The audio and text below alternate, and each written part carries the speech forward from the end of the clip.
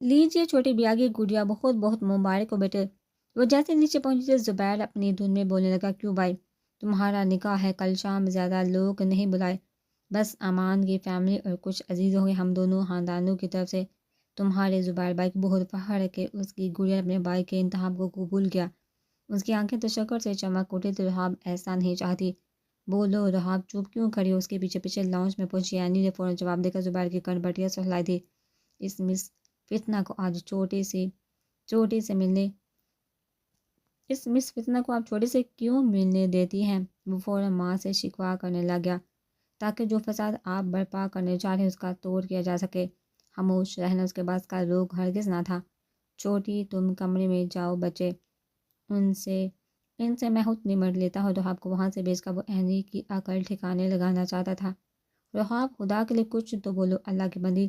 اسے وہاں سے خاموش ہی واپس جاتا دیکھا اینی نے بازو سے پکڑ کر روکا تھا، جانے دو اسے۔ زبیر نے بہت بپڑے تیور سے اسے خبردار کیا تھا، اماں جان آپ تو ماں ہیں۔ اس کی آنکھوں میں جھانک کر دیکھی کہ اس کا دل کیا چاہتا ہے۔ انسان تو بداشی اندھا لگتا ہے مجھے۔ رحاب کا بازو چھوٹی وہ صوفے پر بیٹھی آفتاب بیگم کے سامنے گھٹنوں کے بل بیٹھی تھی۔ ان سے التجا کرتے ہوئے اینی نے ان کے دونوں ہاتھ بہت مان سے تھامے تھے۔ اور تم پیدائشی پاگل لگتی مجھے، نکلو ورنہ مجھے ملازمہ سے کہہ کر تمہیں دھکے دے کر نکالنا پڑے گا۔ اسے بازو سے کھینچتے ہوئے قدموں پر کھڑا کیا تھا۔ میں رحاب کی مرضی نہیں پوچھی تم نے؟ اینی کے یقین نے انہیں وسوسے میں ڈال دیا تھا۔ پوچھ لی ہے اماں جان، یہ خواہاں رنگ میں بنگ ڈالنے پر تلی ہے۔ اس نے تعجب سے اینی کا چہرہ دیکھا جہاں موجود معصوموں سے دنیا کا سب سے بڑا دھوکہ لگی تھی۔ اماں جان، یہ انسان عقل سے پیدا، پلیز آپ ہی کچھ کرے۔ انہیں اب بھی دہائیوں کا سلسلہ جاری رکھا تھا مگر دوسری جانب میں گہری خاموشی تھی۔ آئندہ یہاں مت آنا، اسے مایوسی سے پاؤں پٹکتے دیکھا زبیر نے تانا کسا۔ تمہارے لیے نہیں آتی جو تمہاری سنو۔ اپنا ہینڈ بیگ دائیں کندھے پر لٹکاتی وہ وہاں سے نکل گئی بدتمیز خاتون۔ زبیر نے دروازے سے اوجھل ہونے تک اسے دیکھا تھا کہ کہیں واپس ہی نہ آ جائے۔ زبیر، ہم پھر سے تو وہی غلطی دہرانے نہیں جا رہے۔ عبدہ بیگم کو جھٹ پٹ اپنی مرحومہ بیٹی یاد آئی جو ماں باپ کے غلط فیصلوں کے باعث لقمہ جل بنی تھی۔ اماں جان، چھوٹی خوش ہے، مطمئن ہے۔ جو جیلساز خاتون بس ہمیں وسوسوں میں مبتلا کر رہی ہے۔ ان کے پہلو میں بیٹھے زبیر نے اپنے دائیں بازو کا ساتھ ماں کے گرد باندھا تھا۔ میں زبیر بھائی کو رسوا نہیں کروا سکتی، وہ امان کو زبان دے چکے ہیں اور میری وجہ سے کمرے سے یہاں سے وہاں چکر کاٹے ہوئے دل اور دماغ میں جاری جنگ میں دونوں طرف سے ہی ہار رہی تھی۔ ترازو کے ایک پلڑ پر زبیر اور اماں جان کا اعتماد تھا، دوسری طرف وہ محبت ہے جو اس کی عمر کے ساتھ ساتھ پروان چڑھتی آئی تھی۔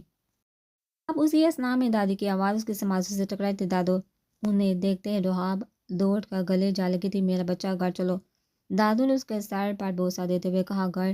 وہ ان سے 2 قدم دور ہٹی تھی۔ ہاں، ہمارے گھر، تمہارا گھر، تمہاری اسبی کا گھر۔ دادی جان نے کئی حوالے دیے جو محض اس کی مایوسی کا ہی باعث بنے تھے۔ کچھ بھی میرا نہیں رہا دادو، میرا یہ کھوکھلا وجود بھی اب زبیر بھائی اور اماں جان کی نیکیوں کا مقروض ہو چکا ہے۔ انہیں بے دلی سے اپنی کیفیت بیان کی تو آواز میں دور دور تک نا امیدی چھائی تھی۔ ایسا نہیں ہے رحاب، میں بات کرتی ہوں دونوں سے۔ دادی نے ان کی حوصلہ افزائی کی۔ اور جو زبان وہ امان کی فیملی کو دے چکے ہیں اس کا کیا؟ اسے اس وقت اپنی محبت سے زیادہ زبیر کی دی گئی زبان کے پرواہ تھی جو وہ اسی کے کردار کے دم پر دے کر آیا تھا۔ کیا زبان کا پاس تم اپنی محبت کی قربانی دے کر رکھو گی؟ دادی نے اس کی آنکھوں میں بغور دیکھا تھا، محبت ہی محبت شاید میں مقدر رہی ہی نہیں۔ اصلی اور میں ہمیشہ ایک دوسرے کو اتنا چاہنے کے باوجود ایک دوسرے کے نصیب نہیں بن پائے۔ پہلے میرا تحفظ ہمارے درمیان آئے اور اب میرے بھائی کی عزت کا بوجھ ہے میرے کندھوں پر۔ انہیں گویا قسمت کے آگے ہار مان لی تھی مگر بھائی کے دی جانے والی قربانی کی گونج جب دروازے کے باہر سے گزرتے زبیر حسن کے کانوں سے ٹکرائی تو وہ پلک جھپکتے ہاتھ میں فیصلہ لے چکا تھا۔ تم حماقت کر رہی ہو، دادی نے بہت مایوسی سے اس کا بے رونق چہرہ دیکھا تھا۔ پھر دعا کرے کہ کوئی معجزہ ہو جو اسوی کو ان کی روح سے ملا دے۔ اس نے بھی خود کو حالات کے سپرد کر دیا تھا۔ نکاح والے روز اینی صبح اس کے سہوا ٹپکی تھی، حالانکہ رحاب کو یقین تھا کہ اب جو وہ کرنے جا رہے ہیں اس کے بعد اینی کسی صورت یہاں کا رخ نہیں کرنے والی۔ صبح سے شام تک وہ اس کے ساتھ ہی گھر آئی۔ بیوٹیشین کے سر پر کھڑے ہو کر اس نے رحاب کو تیار کروایا تھا اور خود بھی وہیں تیار ہوئی جو رحاب کے لیے بھی تجسس حیرت کا باعث بن رہا تھا۔ ماشاءاللہ میری گڑیا ہوش ہے، وہ تیار ہو کر آنے والے حالات کے متعلق ہی سوچ رہی تھی جب کمرے میں آتے زبیر نے بہت مان سے اس کے سر پر ہاتھ رکھا تھا۔ جی، اس نے بغیر سر اٹھائے جھوٹ کہا۔ پکی بات ہے، زبیر نے اس کی نیت ٹٹولی۔ آپ پوچھیں تو میں کیسے ناہوش ہو سکتی ہوں؟ اس کی جھوٹی مسکراہٹ کے پیچھے چھپا ہر سچ زبیر کل رات ہی معلوم کر چکا تھا۔ کچھ دیر میں عابدہ بیگم، دادی جان اور عینی کمرے میں ہی چلی، جس کے فوراً بعد زبیر نکاح ہوا لیے وہاں پہنچا تھا۔ رحاب جمال ولد جمال آیا صاحب کا نکاح عصمت دلاور شاہ ولد دلاور حسن شاہ کے ساتھ بے عوض 50 لاکھ حق مہر کیا جاتا ہے کہ آپ کو نکاح قبول ہے؟ پوچھا جانے والے سوال اس کے ہوش پر نہ کرنے کو کافی تھا، بولو نہ بچے۔ پاس بیٹھی عابدہ بیگم نے اس کے سر پر ہاتھ رکھتے ہوئے اصرار کیا۔ یہ انہیں پہلے دائیں جانب بیٹھی دادی کا منہ دکھا، پھر بائیں طرف بیٹھی عابدہ بیگم کا مسکراتا چہرہ اس کی حیرت پر مزید کھلا تھا۔ ہاں کر دو چھوٹی، ورنہ میں پہلے ہی تم سے بہت خفا ہوں۔ بیٹھ کے قریبی مولوی صاحب کے ساتھ کھڑا زبیر ڈوب جانے لگا۔ آپ جمال ولد ایاز آپ کا نکاح عثمان دلاور شاہ ولد دلاور حسن شاہ کے ساتھ بے عوض 50 لاکھ حق مہر کیا جاتا ہے کہ آپ کو یہ نکاح قبول ہے؟ سوال دہرایا گیا۔ قبول ہے، قبول ہے، قبول۔ ہر بار اس نے ہاں میں جواب کہتے ہوئے نکاح نامے پر دستخط کرنے کے بعد اپنے سب حقوق اس شخص کو سونپ دیے تھے جس کا نام سے منسوب ہونا کبھی اس کا جنون تھا۔ نکاح کے بعد زبیر اور عابدہ بیگم اس سے لیے نیچے لان میں پہنچے تھے، جہاں اسٹیج پر بیٹھا عثمان شاہ اسے دیکھتے ہی اعزاز میں ملی جگہ سے اٹھا تھا۔ انہیں سیاہ کرتے پاجامے پر رحاب کی آپ وائٹ فراک کا ہم رنگ پرنس کوٹ پہن رکھا تھا۔ دادی اور عینی اسی کے ہمراہ اسٹیج پر موجود تھے، جو پوری طرح سے دولہے کے رشتہ دار ہونے کا حق ادا کر رہی تھی۔ میرے گھر کی رونق تمہاری ہوئی عصمت شاہ، لیکن اسے کبھی کوئی دکھ پہنچانے کی حماقت مت کرنا۔ اس کا ہاتھ عصمت کو تھماتے ہوئے زبیر نے مبارک کے ساتھ ہی نصیحت بھی کی تھی، بہنوئی کی عزت کی جاتی ہے، دمکایا نہیں جاتا۔ عصمت کے کچھ کہنے سے قبل ہی عینی نے جوابی کارروائی کی تھی۔ عینی عصمت نے اس سے ہی خاموش رہنے کا کہا، بھائی ہم لڑکے والے ہیں، کیوں دب کر ہے؟ اس کے تیور بھی ساتھ میں عثمان سے بات کر ہی دے۔ مجھے میری روح لوٹانے کا شکریہ زبیر، تمہاری اس احسان نے عصمت شاہ کو خرید لیا۔ اس کا شکریہ ادا کرتے ہوئے عثمان نے رحاب کو اپنے پہلو میں بٹھایا تھا۔ یہ سب کیا ہے؟ وہ لوگ فیملی فوٹوگرافر بنا کر ہٹے ہی تھے جب امان اپنے والدین کو لیے دلہا بن کر وہاں پہنچا تھا۔ اسی کی کمی تھی، تم نے کیا اسے بیک اپ پر رکھا ہوا تھا؟ رحاب اور عصمت کے ہمراہ سیلفی بناتی عینی لباس بیٹھے زبیر کو تانا کسا تھا، شٹ اپ، اسے منہ باندھ رکھنے کی ہدایت دیتا وہ اسٹیج سے اترا تھا۔ یہ کیا ہے زبیر بیٹے؟ وہ جیسے ان تینوں کے قریب پہنچا تو پہلا شکوہ امان کے والد صاحب نے کیا تھا۔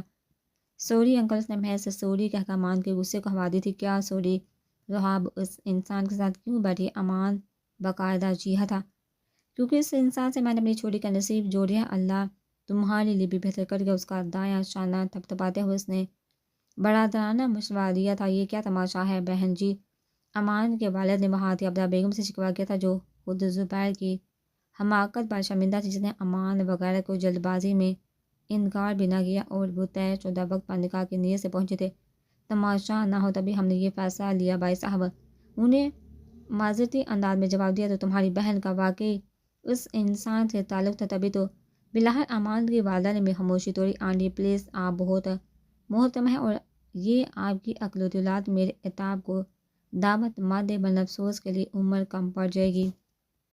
میں نے ضبط کے گونج بڑھتے ہوئے ان کی بات کا جواب دیا۔ زبیر امان کے ہاتھ اس کے گریبان تک پہنچے تھے۔ چلو امان، اسے روکتے ہوئے والد محترم نے وہیں سب ختم کرنے کا حکم دیا۔ اگر یہ تماشائی ہیں، ان سے تعلق جوڑ کر ہمیں اپنے تماشا نہیں بنوانا۔ اسے بازو سے کہتے والدین واپس لے گئے، جبکہ ساتھ آئے گنتی کے مہمان بھی دروازے سے ہی لوٹ گئے تھے۔ رحاب کی نظریں بار بار اسٹیج سے وہی جا رہی تھی جہاں زبیر اماں جان امان کے خاندان سے معذرت کرتے دکھائی دے رہے تھے۔ بظاہر وہ لوگ خاموشی سے چلے گئے تھے، مگر زبیر کی زبان خراب ہو جانے پر وہ افسردہ بھی تھی۔ کھانے کے بعد بھی وہ ویسے ہی گمسم بیٹھی تھی۔ عثمان نے ہی برف پگھلانے کے لیے پہل کرنے کا سوچا تھا، کیا میں یقین کر لوں کہ یہ خواب نہیں؟ عثمان نے اس کی جھجک بام کر دھیان ہٹانے کے اس کا ہاتھ تھاما تھا۔ عثمان اس کی غیر متوقع حرکت پر وہ گویا کرنٹ کھا گئی۔ اسپی، تمہارے لیے میں تمہارا اسپی ہوں، جس طرح میرے لیے تم میری روح ہو۔ عثمان نے اس کے ہاتھ پر اپنی گرفت سے مضبوط کی، مگر لمس میں سختی کی بجائے نرمی اور اظہار شکر تھا۔ اب ایسے مادوں کا رخ، ورنہ 2 دن کا انتظار 2 صدیوں جتنا کٹھن گزرے گا مجھ پر۔ اس نے نظر اٹھا کر عثمان کا چہرہ دیکھا تو وہ نیا مسئلہ بیان کرنے لگا۔ بھائی گھر چلنے کا ارادہ ہے؟ عینی نے اسٹیج پر آتے ہوئے ان کی قیمتی لمحات میں صحت مداخلت کی تھی۔ ارادہ تو ہے، مگر اکیلے جانا عجیب لگا۔ اس نے رحاب کا ہاتھ اب بھی ویسے ہی تھام رکھا تھا۔ اچھا تو پھر آج ہی لے جائیں ہم اپنی امانت۔ وہاں تھی دادی جان نے بھی اسی بات پر توڑ دیا۔ رک جائیے ذرا آپ لوگ، میں اتنی سادگی سے اپنی گڑیا کو رخصت نہیں کرنے والا۔ سوری، عصمت اسٹیج کی سیڑھیاں بول کرتا دوپہر اپنا موقف سب پر تھوپ گیا، تو میں بھی اتنی خاموشی سے رک کر شاہ ولی واپس نہیں لے جانے والا۔ اس کا استقبال لید نہیں ہوگا تب تک میری امانت کا خیال رکھنا۔ اس نے زبیر کے سامنے لوہار کی کیفیت کا خیال کرتے ہوئے ہاتھ چھوڑا تھا۔ ضرور بھی بہن کی خوشی ہر چیز سے زیادہ عزیز ہے۔ اسفند کا گھر اکیلے واپس آنے کا 1% دل نہ تھا، مگر انتظامات کے لیے اسے بھی کچھ وقت درکار تھا۔ اسے لگا تھا کہ محض چند گھنٹوں کی بات ہے، بآسانی گزر جائے گی، لیکن اس راستے سے گھر تاکہ اس کا صبر حقیقی معنی میں جواب دے گا تو آنکھوں کے سامنے کچھ دیر پہلے پہلو میں سجی درجی خواب کا چہرہ مسلسل جگمگانے لگا تھا۔ حبرخصی سے قبل اس کا گزارا کال بر اس کی آواز سے ان کا ہی ہو سکتا تھا، جس کے لیے اسے اینی اور دادی کی سہولت درکار تھی۔ تھینکس اینڈ سوری، یعنی منہ ہاتھ دھونے کے بعد رات والے کپڑے میں بڑھ پا کر لیٹی تو پہلا میسج ایس پی زبیر حسن کو بھیجا تھا۔ تھینکس کی ضرورت نہیں، البتہ سوری کن کن باتوں کے لیے کہہ رہی ہیں آپ؟ تو پہلے میسج کو 10 دفعہ پڑھنے کے بعد زبیر نے یقین کیا کہ یہ شب اس سے بخشا جا چکا، پھر سوچ سمجھ کر جواب لکھ بھیجا تھا۔ جن باتوں سے آپ کو تکلیف پہنچی، میسج پڑھتے ساتھ اس نے اگلی بحث چھیڑی تھی۔ ان باتوں کی فہرست تو بہت طویل ہے، اتنا دل دکھا کر آپ محض ایک سوری کے عوض جان بچانا چاہتی ہیں مسز سوشل ورکر؟ زبیر پہلے اس معصومانہ ادا پر مسکرایا، پھر صوفے پر نیمزاد ہوتے اگلا پیغام ٹائپ کیا تھا۔ یہ کچھ زیادہ پی نہیں ہو رہا؟ اس کا میسج 2-3 مرتبہ پڑھ کر اس میں پوشیدہ کئی پہلو پر ہیما وقت نظر ثانی کرتے ہوئے اینی نے موبائل اسکرین کو یوں کھولا جیسے زبیر تک اس کے تعصبہ ذریعے کیمرہ پہنچ رہے ہو۔ پھر کیسے ملے گی معافی؟ اگلا پیغام بھیج کر زبیر کی نیت ٹٹولی، ایک کپ کافی پلانی پڑے گی آپ کو۔ انہیں نیا مطالبہ لکھ بھیجا، ضرور ترچھی نگاہوں سے اسکرین کو دیکھتے ہوئے اس نے بغیر ہاں یا نہ کہے ایک لفظ پر گفتگو تمام کی، موبائل ڈاٹا بند کرتے ہوئے اسے ایک طرف پھینک دیا۔ مگر زبیر کے ندیدے پن اس کی نیند ممکنہ حد تک اڑائی ضرور تھی۔ زبیر امان کی فیملی پورے خاندان میں ڈنڈورا پیٹ پیٹ کر سب کو ہمارے خلاف کر دیا ہے۔ وہ صوفے پر سیدھا ہو کر بیٹھا اور اینی سے ہوئی بات چیت 2 سے 3 دفعہ پڑھ کر ہونٹ بے احتیاط کھلے بھی تھے۔ تبھی عابدہ بیگم پریشان حال کمرے میں پہنچی تھی۔ میرے پاس آپ دونوں ہیں مجان، آپ ہی میرا خاندان بھی ہے اور پہچان بھی۔ ان کے پاس چل کر جاتے ہوئے زبیر نے دونوں کندھوں سے تھام کر انہیں نمی سے سمجھایا۔ لیکن آپ کا دل مطمئن ہے نا؟ چھوٹی کو خوش دے کر اس نے قطع کلامی کی۔ ہاں وہ بھی دل سے خوش تھی۔ تو پھر جب دل مطمئن ہو تو مان لینا چاہیے کہ اللہ آپ کے ساتھ ہے، اور جن کے ساتھ آسمان والا ہو اسے زمین والوں سے خائف نہیں ہونا چاہیے۔ انہیں ماں کا ہر وسوسہ بہت نادانی سے دور کیا تھا، بہت دانائی سے دور کیا تھا میرا بہادر بیٹا۔ اس کی دلیری اور نیک نیتی پر عابدہ بیگم اس کے سینے سے لگی تھی۔ میری بولی اماں جان، ان کے گرد دونوں بازو کا حساب بنا تھا۔ وہ بھی ہمت بڑھا گیا۔ کیا مطلب روح کے پاس کوئی فون تو ہوگا؟ صبح ناشتے کی میرے پاس کو جب لوہار کے پاس موبائل فون نہ ہونے کی خبر لگی تو وہ بن تالاب کی مچھلی جیسا تڑپا تھا۔ نہیں ہے بھائی، اینی نے جوس کا گھونٹ بھرتے ہوئے بات دہرائی، تو تم اسے اپنا فون دیا تھی۔ اس نے بہت آرام سے اینی کے قیمتی احساس کو بے وقوف قرار دیا تھا اور خود مچھر مارتے موبائل سے دوری کا تصور کرتے، ساتھ ہی اس کی آنکھیں تیش سے پھیلی تھی۔ دادی جان آپ زبیر کے گھر کال ملائیے نا، اس نے مدد مانگتی نگاہوں سے چائے کا گھونٹ بھرتی دادی سے التجا کی۔ نمبر تو وہ اینی سے بھی 2 قدم آگے نکلی تھی۔ آپ کے پاس نہیں؟ لو بلا، وہ تمہارا دوست ہے، نمبر بھی تمہارے پاس ہی ہونا چاہیے۔ دادی اس کے قابل رحم حالت سے محظوظ ہونے لگی۔ آپ دونوں کسی کام کے نہیں؟ وہ کچھ ٹھانتے ہوئے اپنی کرسی سے اٹھا گھر سے کسی مقصد پر روانہ ہوا۔ اسے دیکھو گرگٹ کہیں کا، اس کے ڈانگ بدلتے ہی دادی اینی نے کہہ کر لگایا تھا۔ نے شاہ حویلی سے سیدھا موبائل آؤٹ لیٹ کا رخ کیا اور وہاں سے آئی فون کا جدید ماڈل ہلکا پیک کروایا تھا۔ شام میں ان لوگوں نے لوہار کا روح سے جوڑا اور زیورات دینے جانے تھے۔ اسی کے ساتھ اسمن موبائل بھی اس کے حوالے کرنا چاہتا تھا۔ اسمن کے نام سے جڑنے کے بعد اسے اپنا آپ مکمل لگنے لگا تھا۔ پچھلے 3 سال اس نے سجدے میں رو رو کر جو دلی سکون اپنے رب سے مانگا تھا، وہ اسمن شاہ کی صورت میں اس کا مقدر بننا تھا۔ شام میں اینی اور دادی اس کے لیے اسمن کے پسند کردہ زیورات اور کل پہنا جانے والا عروسی جوڑا لائے تھے۔ تب سے وہ کمرے میں رکھی ان چیزوں کو محبت سے بار بار دیکھتی تو کبھی ہتھیلی پر کچھ دیر قبل اسمن شاہ کے لکھے نام پر نظر ڈالتے ہوئے خود سے ہی شرمانے لگتی۔ یا میں بس ایک بار اسے دیکھنا چاہتا ہوں۔ اینی کمرے کے باہر کا اسمن اٹل ارادے کے ساتھ وہاں ضرور حاضر ہوا تھا۔ جس کی گاڑی کہانی سنتی اینی لوہار کے کمرے کے آگے کسی باصلاحیت سپاہی کی طرح پہرا دینے دوڑی تھی۔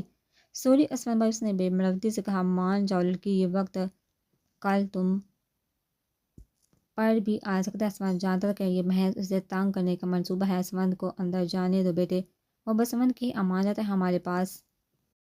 آتی آبدہ بیگم نے بھی اجازت دی تھی۔ صرف 5 منٹ اینی نے 500 انگلیاں ہوا میں بلند کرتے ہوئے راستہ چھوڑا۔ اب انتظار کرتی رہی اور کمرے کا دروازہ اس کے منہ پر بند کرتا وہ نئی کہانی سنا گیا۔ آپ نے جیسے ہی دروازہ کھولنے کی آواز پر منہ موڑا تو آسمان دروازے سے قدم بڑھاتا اس کی طرف آیا تھا کی جانب وہ بھی شو ہوا۔ آپ کیوں آئے ہیں؟ اسے زبیر اور اماں جان کا خیال ہے بہت ان رومانٹک ہو۔ بی بی اسما نے ساتھ کرتے ہوئے اسے ٹوکا، جائیے پلیز، ہمت ہے تو بیش قد کو۔ اسما نے اس کا حنائی ہاتھ تھام اپنے قریب کھینچا تو وہ بہتر اس کے قریب ہوئی تھی۔ اسپی پہلی دفعہ اسے اسما شاہ کے ارادوں سے خوف آیا تھا۔ تمہاری ہتھیلی نے میرے نام کے حروف کو اور بھی معتبر کر دیا۔ یہ میری خوش نصیبی ہے کہ اللہ پاک نے مجھے میری روح کی ذمہ داری تحفظ کے سب حقوق سونپ دیے ہیں۔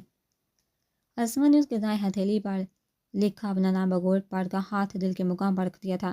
اسبی کے دل کی دھڑکن بس آج تمہاری آزادی کی آخری رات، کل تمہیں اپنی محبت کے سامنے ایسا قید کروں گا کہ تم خود بھی ایک لمحہ مجھ سے دور نہیں رہ پاؤ گی، اور تب تک کے لیے ایک عدد موبائل ہم دونوں کو رابطے میں رکھے گا۔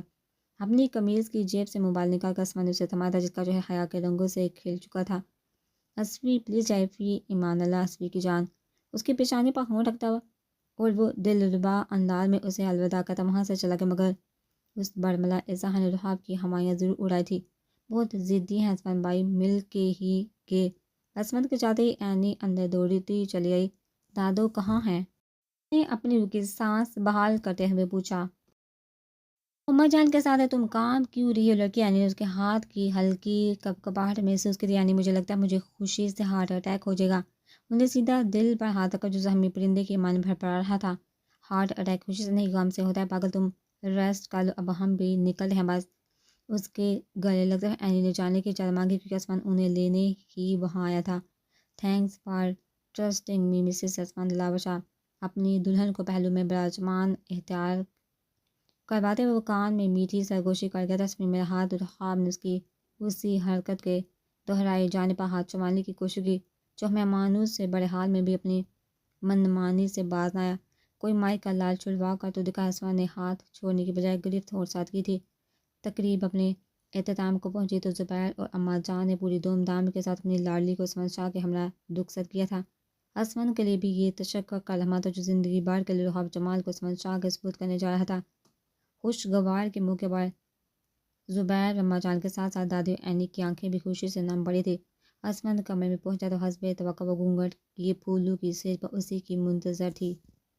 اسمن شاہ کے وجود کو حقیقی قرار بخشا تھا۔ چھوٹے چھوٹے قدم اٹھا کر وہ بیڈ کی جانب بڑھا۔ اللہ کا لاکھ لاکھ شکر ہے کہ اس نے مجھے گناہگار کے اتنے قیمتی تحفے سے نوازا۔ اسمن نے جیسے اس کا گونگٹ اٹھایا زبان سے الفاظ اپنے آپ بتا ہوئے تھے۔ اسبی آپ رو کیوں رہے ہیں؟ رحاب نے نظر اٹھا کر اس کا چہرہ دیکھا تو اس کی کیفیت پر بخلائی تھی۔ تشکر کے آنسو ہے پاگل، مگر تمہاری آنکھیں کیوں نم ہیں؟ اسمن نے اپنی آنکھیں رگڑ کر صاف کی تھی۔ آپ جو رو رہے ہیں؟ اس کے سوال پر وہ معصومیت سے جواب دہ ہوئی۔ جتنا رونا تھا رو لیا، اب یہ آنکھیں اب مجھے ہمیشہ آنسو سے پاک نظر آئی۔ اس کی آنکھوں کو نمی سے پونچھتے ہوئے وہ وعدہ لینے لگا کہ وہ بھی حامی بڑھ گئی جان لیا اور رخ کتنی باتیں سوچ گیا تھا لیکن ہوشی میں سب بھول گیا۔ اسمن نے اس کا ہاتھ تھامتے ہوئے کہا مجھے کچھ بتانا ہے آپ کو، لیکن وعدہ کرے غصہ نہیں کریں گے۔ رحاب کچھ سوتے پر اپنے مطلب کی بات پر آئی۔ آج تم پر غصہ کر کے اپنا نقصان کرنا ہے؟ اس کے ماتھے سے ماتھا لگاتا وہ آہستگی سے ہنسا تھا۔ میں نے کچھ نوافل ماننے تھے۔ اس نے کچھ کا لفظ کہہ کر جان بچانے کی ناکام کوشش کی۔ اس میں غصہ کرنے والی کیا بات ہے؟ الحمدللہ 5 وقت کا نمازی ہو، کتنے نوافل ماننے تھے؟ اسمن نے اس کی جھجک پر یقین دلایا اور نوافل کی تعداد پوچھی۔ 20 اس نے منمنانے والے انداز میں بتایا۔ صرف 20؟ اسمن نے پوری توجہ سے اس کا چہرہ دیکھا تھا۔ جی، اس نے اسپا میں ساتھ ہلایا تھا۔ روح کی بچی، چلو پھر پہلے تمہارے نوافل ادا کرتے ہیں۔ صرف 20 کی کچھ لگتی؟ اسمن نے بازو تھام کر اسے بیڈ پر اتارا تھا اور کچھ ہی دیر بعد اپنی نئی زندگی کی خیر اور برکت کے لیے ان دونوں نے رب کے حضور خلوص سے نیت سے سجدہ ریز ہوئے تھے۔ کیا دیکھا جا رہا ہے؟ فجر کے بعد حسب عادت اماں جان زبیر کے کمرے میں آئی جو موبائل کی جانب متوجہ تھا۔ چوڑی کی تصویریں دیکھ رہا تھا۔ اماں جان وہ جو بیڈ پر نیم دراز تھا سیدھا ہو کر ٹیک لگا کے بیٹھ گیا۔ مجھے بھی دیکھا، وہ بھی پاس ہی بیٹھ گئی۔ ماشاءاللہ زبیر، تمہیں اینی بیٹی کیسی لگتی ہے؟ زبیر نے تصویر والا فولڈر کھول کر موبائل انہیں تھمایا تو اماں نے اگلا سوال پوچھ لیا۔ خطرناک؟ زبیر نے دانت کچکچائے تھے۔ سچ سچ بتاؤ نا۔ وہ تو اینڈی کی تصویر دیکھتے ساتھ ہی بہت کچھ سوچ بیٹھی تھی۔ خیر ہو میری اماں جی کن منصوبوں میں ہلکان ہو رہی ہے۔ زبیر ان کے ارادے بام کیا تھا۔ رحاب کے جانے سے جو ایک ویرانی سے چاگے اسے دور کرنا چاہتی ہوں، وہ دل کی بات زبان پر لی گئی۔ ویرانی رونق سے دور کی جاتی ہے اماں جان، طوفان سے نہیں۔ اس نے ہاپا ہوتے ہوئے موبائل واپس کھینچ لیا۔ کوئی فضول بات نہیں، مجھے وہ بچی بہت پسند ہے، تمہارا ایک انکار نہیں سننے والی میں۔ وہ اپنے ارادے سے پیچھے ہٹنے کی روادار نہ تھی۔ آج کل بری تو مجھے بھی نہیں لگتی وہ۔ زبیر نے دل میں سوچا، کس سوچ میں پڑ گیا عبداللہ بیگم نے اس کا کندھا جھنجھوڑا۔ میری پیاری اماں جان کا ہر حکم سارا گنبا اس نے جھک کر ماں کے دونوں ہاتھ عقیدت سے چومے تھے۔ جیسے جیسے دن چڑھتا جا رہا تھا، کھڑکیوں پر لگے سفید پردوں سے پار ہوتی روشنی کمرے میں اجالا کرتی چلی جا رہی تھی۔ بڑھتی روشنی کے باعث رحاب کی آنکھ کھلی تو کانوں میں عصمت کے دل کی دھڑکنیں گونج رہی تھی۔ اس کے عصمت کے کشیدہ سینے پر سر رکھا اٹھانے کی کوشش کی تو احساس ہوا کہ وہ انسان اس کے گرد دونوں بازو کا ہنسا جو بے سود پڑا تھا۔ عصبی رحاب نے جیسے اٹھنے کی کوشش کی تو نیند میں بھی اس کی گرفت ہانسی مضبوط تھی۔ اسے واپس اسے لگا تھا وہ نیند میں ہی بڑبڑایا تھا، یا لازمی 11 بج کے ہیں۔ رحاب نے سر اٹھا کر سامنے لگی وال کلاک دیکھی تو طاہر کا احساس ہوا تھا۔ روز بڑھتے ہیں، سو جاؤ، ولیمہ کل ہے آج نہیں۔ اس نے رحاب کو سینے میں بیندے ہوئے لاپرواہی سے کہا۔ دادو کیا سوچیں گے؟ اس نے دور ہوتی وہ لیمپ کے پاس رکھے اپنے کیچر کی طرف متوجہ ہوئی۔ ان کے پاس سوچنے کے لیے ہمارے علاوہ بہت کچھ ہے۔ کہاں گئی ہو تم؟ عصمت نے آنکھیں ملتے بیٹھ کر گرد و نواح بالو کو کیچر میں جکڑنے کے بعد الماری میں گھسی اپنے لیے کپڑے منتخب کرتی دکھائی دی۔ اسمی اماں جان وغیرہ بھی آگے ہوں گے، اٹھ اب۔ ہاتھ میں کپڑ والا ہینگر تھامے سے حکم دیتی وہ باتھ روم کا رخ کی۔ بہت ظالم ہو روح، اس کے جانے پر برا سا منہ بناتا۔ وہ دوبارہ اوندے منہ لیٹ کر سر تک کمفرٹر اوڑھ گیا تھا۔ اینڈی کو کمرے سے ہی میسج بھیج کر اس نے باہر کے حالات معلوم کیے تھے۔ زبیر و اماں جان کچھ ہی دیر میں ناشتہ لے کر پہنچنے والے تھے۔ وہ جلدی تیار مکمل کرنے لگی اور عثمان کو بھی کھینچ کر بیڈ سے اٹھا دیا کیونکہ رحاب کے شاور لے کر باہر آنے تک وہ دوبارہ ہراٹے لینے میں مگن ہو چکا تھا۔ چلیے آپ والی قمیض شلوار میں موجود وہ بالو کا سائڈ پاپ بنا کر ہٹا تو تب تک رحاب بھی کانوں میں جھمکے پہنتے گلابی رنگ کا فراق میں مہک رہی تھی۔ کس خوشی میں اتارا ہے تم نے؟ عثمان کی نظر رونمائی میں دیے جانے والے گولڈن بریسلیٹ پر پڑی تو اس کا منہ پھولا تھا۔ سوری میں بھول گئی تھی۔ اس نے کلائی عصمت کے سامنے کی تاکہ وہ خود اسے بریسلیٹ پہنائے۔ آئندہ غلطی سے بھی غلطی نہ ہو۔ اس نے مصنوعی روب سے کام چلاتے ہوئے بریسلیٹ کلائی کے گرد باندھ دیا تھا۔ اب کیا ڈانٹتے تھے گے یا کچھ کھلائیں گے بھی؟ بہت بھوک لگی ہے مجھے عصمی، اس نے بھی جواب میں آنکھیں ہبکی سے باریک کرتے ہوئے دہائی دی تھی۔